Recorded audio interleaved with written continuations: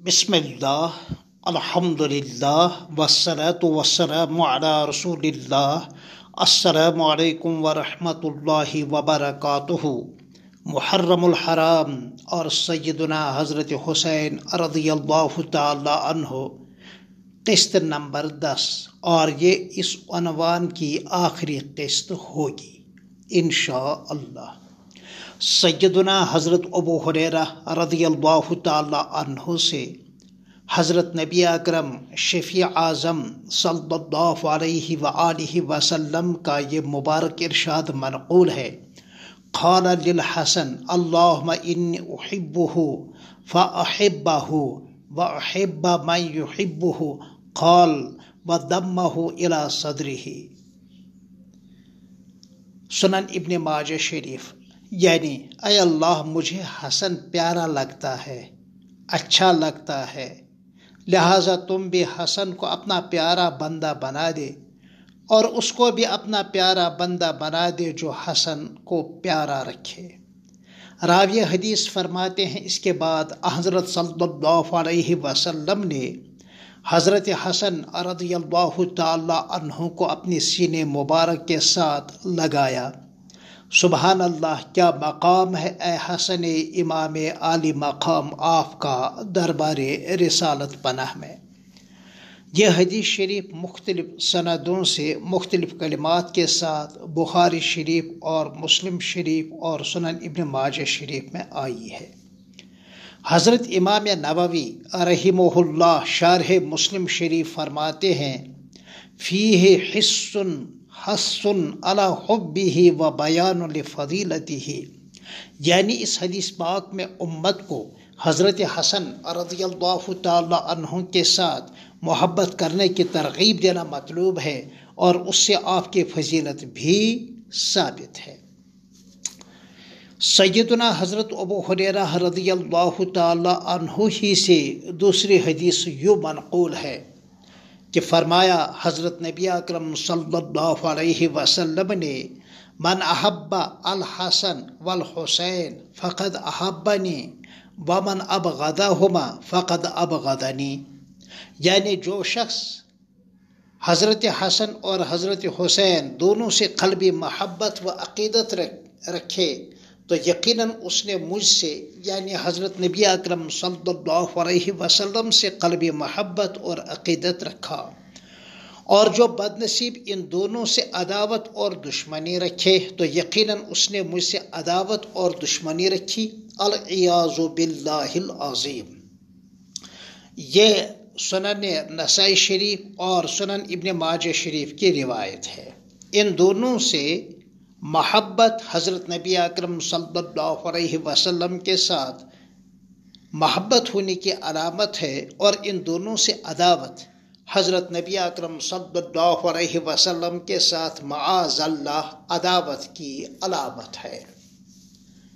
ایک اور صحابی حضرت یعلا بن مرہ رضی اللہ تعالی عنہ، وہ ایک چشمدید واقعہ نقل فرماتے ہیں کہ ایک مرتبہ چند صحابہ حضرت نبی اکرم صلی اللہ علیہ وسلم کے ساتھ دعوت طعام کی نسبت سے کہیں تشریف لے جا رہے تھے۔ دیکھا کہ سیدنا حضرت حسین رضی اللہ تعالی عنہ ننھا منا بچہ کہیں گلی میں کھیل رہے تھے۔ یہ صحابی فرماتے ہیں کہ حضرت نبی اکرم صلی اللہ علیہ وسلم اپنے تمام ساتھیوں صحابہ سے ذرا آگے تیزی کے ساتھ بڑھے، اور ننھے منھے حسین کو پکڑنے کے لیے حضرت نبی اکرم صلی اللہ علیہ وسلم نے اپنے دونوں مبارک ہاتھ بڑھائے تو چھوٹو ادھر ادھر بھاگنے لگے، جیسا کہ بچوں کی عادت ہوا کرتی ہے، اور حضرت حسین اور حضرت نبی اکرم صلی اللہ علیہ وسلم دونوں ہنسنے کھیلنے لگے، یہاں تک کہ ان کو آپ صلی اللہ علیہ وسلم نے بس پکڑ ہی لیا، تھام ہی لیا، اور ان کی مبارک ٹھوڑی کے نیچے اپنا ایک دست مبارک اور دوسرا دست مبارک ان کے سر مبارک کے پچھلے حصے پر رکھ کر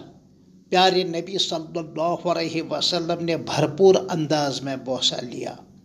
پھر آپ صلی اللہ علیہ وسلم نے فرمایا حسین منی و انا من حسین، احب اللہ من احب حسینا، حسین سبتم من الاسباط، یعنی حسین مجھ سے ہیں اور میں حسین سے ہوں، اللہ اس کو محبوب بنا لے جو میرے حسین کو اپنا محبوب بنائے۔ حسین نواسوں میں سے ایک نواسہ ہے، اس لیے ہم کہتے ہیں کہ حسین ہمارے ہیں اور ہم حسین کے ہیں۔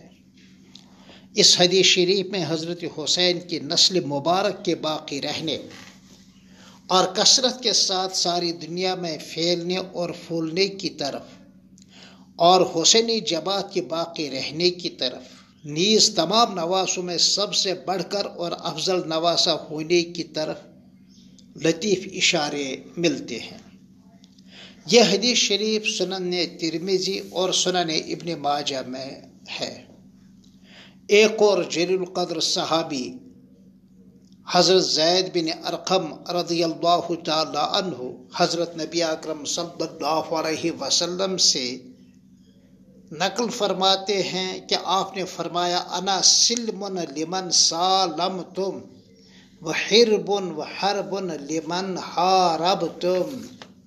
یعنی اے علی، اے فاطمہ، اے حسن، اے حسین، جن سے تمہاری صلح ہے، مساہلات ہے، میری بھی ان سے صلح ہے، مساہلات ہے، اور جن سے تمہاری لڑائی ہے ان کے خلاف میری بھی لڑائی ہے۔ یاد رہے حضرات صحابہ کرام رضی اللہ تعالی عنہم کے مابین بہت سارے غیر منصوص یعنی اجتہادی امور میں اختلافات ہوئے ہیں، مگر یہ حق اور باطل ہونے کا اختلاف ہرگز نہیں تھا، بلکہ افضل اور غیر افضل ہونے کا اور خطا اور درست ہونے کے درمیان دائر ہونے کا اجتہادی اختلاف تھا، جو ہر اعتبار سے قابل تعریف ہے۔ یہ اختلاف پسندیدہ ہے، یا ایسے جیسے کہ ہاتھ کی 5 انگلیوں میں سائز کے اعتبار سے جو اختلاف ہے تو ہاتھ حسین اور خوبصورت لگتا ہے، اسی طرح جس باغ میں طرح طرح کے درخت ہوں، طرح طرح کی پھول کی کیاریاں ہوں،